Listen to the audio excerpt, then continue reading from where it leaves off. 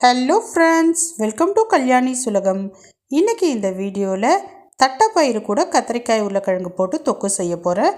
ரொம்ப சூப்பராக இருக்கும். தயிர் சாதம், ரசம் சாதத்துக்கு தொட்டு சாப்பிட்றப்ப ரொம்ப அருமையாக இருக்கும்.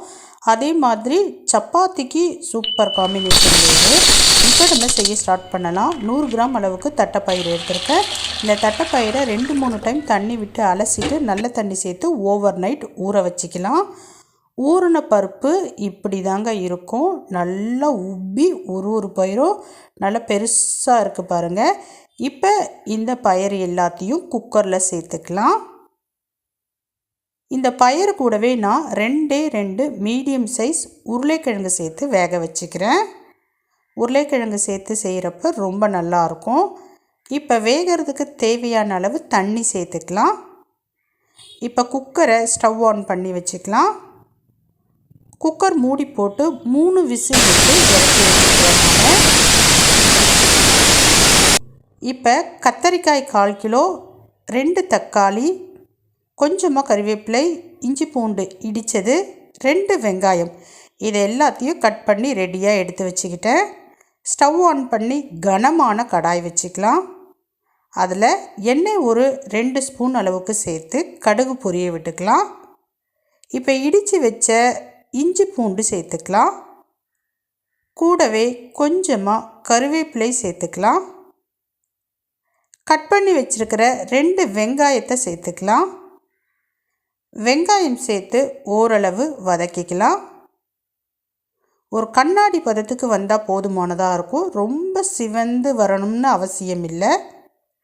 இப்போ இது கூட ஒரு 1/4 ஸ்பூன் அளவுக்கு சீரகம், 1/2 ஸ்பூன் அளவுக்கு சோம்பு, இது ரெண்டுத்தையும் இடிக்கல்லில் போட்டு இடிச்சிட்டு சேர்த்துக்கலாம். தக்காளி 2 அரிஞ்சு வச்சுருக்கேன், அதையும் சேர்த்துக்கிறேன். தக்காளி சேர்த்த உடனே உப்பு சேர்த்துக்கலாம். இப்போ நல்லா வதக்கிக்கலாம். வெங்காயம் தக்காளி ரெண்டுமே ஓரளவுக்கு வதங்கி வந்த உடனே நம்ம இது கூட கத்தரிக்காய் சேர்க்க போகிறோம். கத்திரிக்காவை இந்த மாதிரி கட் பண்ணி வச்சுக்கோங்க. இப்போ நல்லா வதக்கிக்கலாம். கத்திரிக்காய் போட்ட பிறகு ஒரு 2 நிமிஷத்துக்கு பொறுமையாக வதக்கிக்கலாம். அதனுடைய கலர் சேஞ்ச் ஆகணும். எண்ணெயிலேயே கத்திரிக்காய் நல்லா வதங்கிடணும். இப்போ ஓரளவுக்கு கத்திரிக்காய் வதங்கிடுச்சு. நம்ம வேக வச்ச தட்டைப்பயிறு உருளைக்கிழங்கை எடுத்துக்கலாம். இப்போ குக்கர் ஓப்பன் பண்ணிக்கலாம். தட்டைப்பயிறு உருளைக்கிழங்கு ரெண்டுமே நல்லா வெந்திருக்கு. அதே சமயம் கத்தரிக்காயும் நல்லா வதங்கிடுச்சு. இப்போ தட்டைப்பயிரை நான் முதல்ல சேர்த்துக்கிறேன். இப்போ இது கூட அடுத்ததாக உருளைக்கிழங்கு சேர்க்க போகிறேன். உருளைக்கிழங்கு தோலை உரிச்சிட்டு கொஞ்சம் பெரிய சைஸில் கட் பண்ணிவிட்டு சேர்த்துக்கிறேன். இப்போ எல்லாத்தையும் நல்லா மிக்ஸ் பண்ணிக்கலாம்.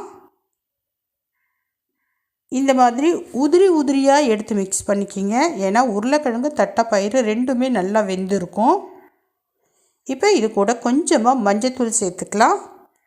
ஒரு 1/4 ஸ்பூன் அளவுக்கு கரம் மசாலா சேர்த்துக்கலாம். 1/2 ஸ்பூன் அளவுக்கு குழம்பு மிளகாய் தூள் சேர்த்துக்கலாம். தயிர், புளிக்காத தயிர் 1 ஸ்பூன், நல்லா கெட்டி தயிரை பார்த்து 1 ஸ்பூன் சேர்த்துக்குங்க. இப்போ எல்லாத்தையும் மிக்ஸ் பண்ணிக்கலாம். ஒரு 5 நிமிஷத்துக்கு சிம்மிலேயே பொறுமையாக வதக்கிக்குங்க. நல்லா வதங்கி எல்லாம் ஒன்று சேர்ந்து வரணும். பாருங்கள், தொக்கு பதத்துக்கு இப்போவே வந்தாச்சு. இருந்தாலும் இது கூட நம்ம கொஞ்சம் தண்ணி சேர்த்து வேக விட போகிறோம். கொஞ்சமாக தண்ணி சேர்த்துக்குங்க. தண்ணி நிறைய சேர்க்கக்கூடாது. ஒரு 1/2 டம்ளர் அளவுக்கு சேர்த்துக்குங்க. இப்போ எல்லாத்தையும் மறுபடியும் நல்லா மிக்ஸ் பண்ணிக்கிங்க. மிக்ஸ் பண்ணிவிட்டு இதில் உப்பு காரம் கரெக்டாக இருக்கா அப்படின்றத செக் பண்ணிக்கிங்க. மறுபடியும் ஒரு 5 நிமிஷத்துக்கு அப்படியே சிம்மில் விட்டுடுங்க. இப்போ பாருங்கள், எல்லாமே ஒன்று சேர்ந்து நல்லா வெந்து வருது. இப்போ லைட்டாக இதை கலரிக்கலாம். இந்த பக்குவத்திலேயே நம்ம ஆஃப் பண்ணிக்கலாம். இல்லை இதை விட இன்னும் கொஞ்சம் தொக்கா வேணும்னாலும் நம்ம சிம்மில் வச்சு வேக வச்சுக்கலாம். சூப்பரான தட்டைப்பயிறு கத்திரிக்காய் உருளைக்கிழங்கு தொக்கு ரெடி ஆகிட்டே இருக்குது.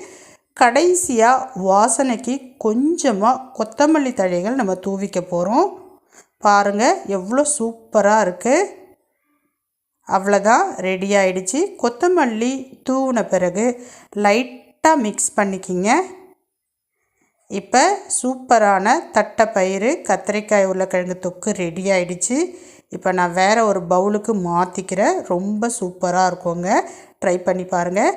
இதே மாதிரி வித்தியாசமான ரெசிபீஸ் உங்களுக்கு வேணும்னா நம்ம சேனலை மறக்காமல் சப்ஸ்கிரைப் பண்ணிக்கிங்க.